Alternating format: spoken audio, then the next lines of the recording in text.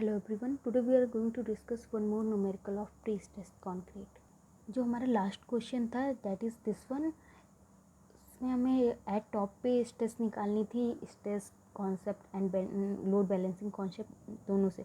But इस बार हमें क्या करना है, in the above question means इस क्वेश्चन में find out the equation of parabolic cable. हमें पैराबोलिक जो केबल है इसकी इक्वेशन निकालनी है। इफ़ ड्यू टू किसकी वजह से 1500 kilo newton of prestressing force की वजह से इस केबल की इक्वेशन निकालनी है। The external load is exactly balance such that there exist no bending moment at any section. हमें दे रखा है कि जो हम बेंडिंग मोमेंट है किसी भी सेक्शन पे वो जीरो है, बिकॉज जो एक्सटर्नल लोड है वो बैलेंस हो रहा है।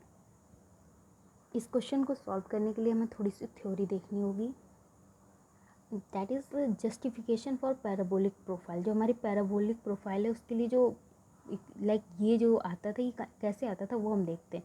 The parabolic cable profile actually acts like a cable in the suspension bridge. The cable has the property that at every point of the bending moment is zero. हमें question में भी दे रखा है कि बेंडिंग मोमेंट जीरो है because वो जो external load है वो बैलेंस हो रहा है। बट अगर नहीं भी दे रखा है तो भी हम ये मान के चलेंगे कि बेंडिंग मोमेंट हर पॉइंट पे जीरो होगा।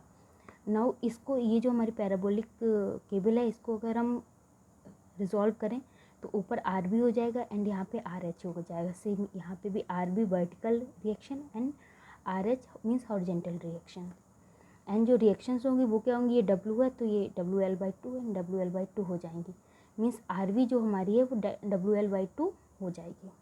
नाउ हम मान लेते हैं कि कोई पॉइंट सी है जहाँ पे हमारा ये इसेंट्रिसिटी ई है, वहाँ पे जो बेंडिंग मोमेंट है वो जीरो है।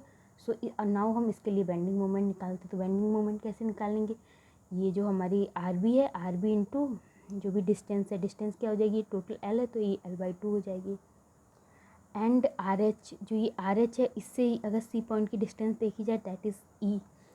सो बट ये इस डायरेक्शन में एंड ये इस डायरेक्शन में, इसलिए माइनस हो जाएगी, माइनस आर एच ई हो जाएगा। एंड सेकेंड इज जो ये हमारा इतना लोड बचा है इसकी वजह से जो मोमेंट होगा वो ये हो जाएगा, बिकॉज ये मिड पॉइंट है इसलिए ये मोमेंट हो जाएगा इक्वल टू जीरो।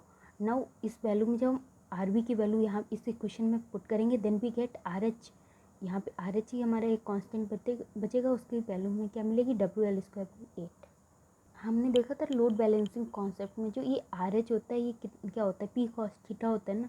तो पी कॉस थीटा एंड ये जो इसकी डिस्टेंस है आर एच की जगह पे हम रख सकते हैं and equal to W L square eight.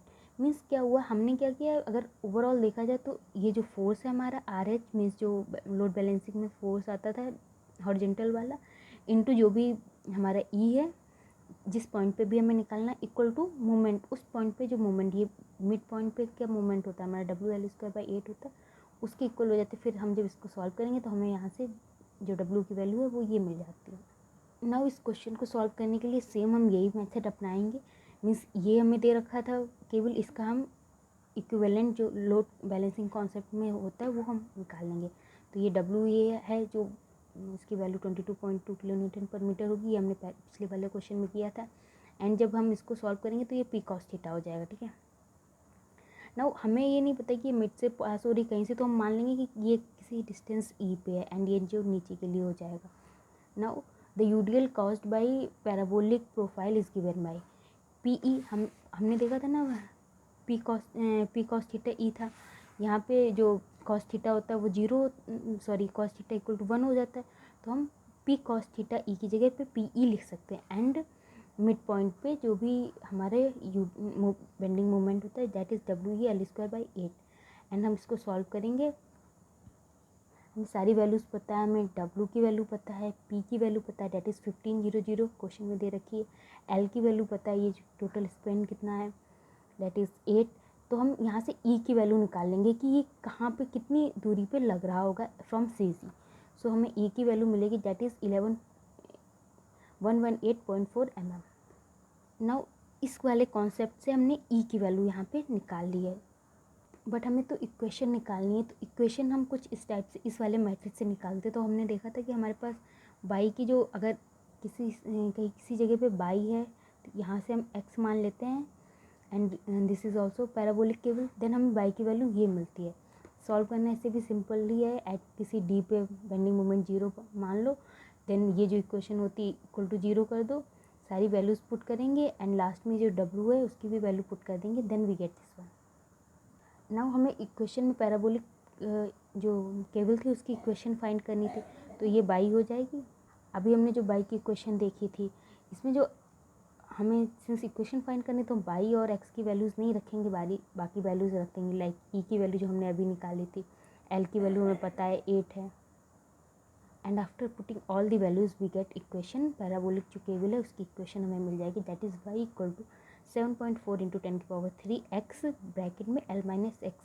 ये एल की वैल्यू चाहें तो हम रख भी सकते हैं, दैट इज़ 8, एंड ना चाहें तो नहीं भी रखना, कोई ज़रूरत भी नहीं है। सो जो हमारा क्वेश्चन था, इसमें हमें ये इक्वेशन फाइंड करनी थी। In the above equation find the equation of parabolic cable. हमें पैराबोलिक केबल की इक्वेशन फाइंड करनी थी, and here we get parabolic equation. This is this one. Thank you.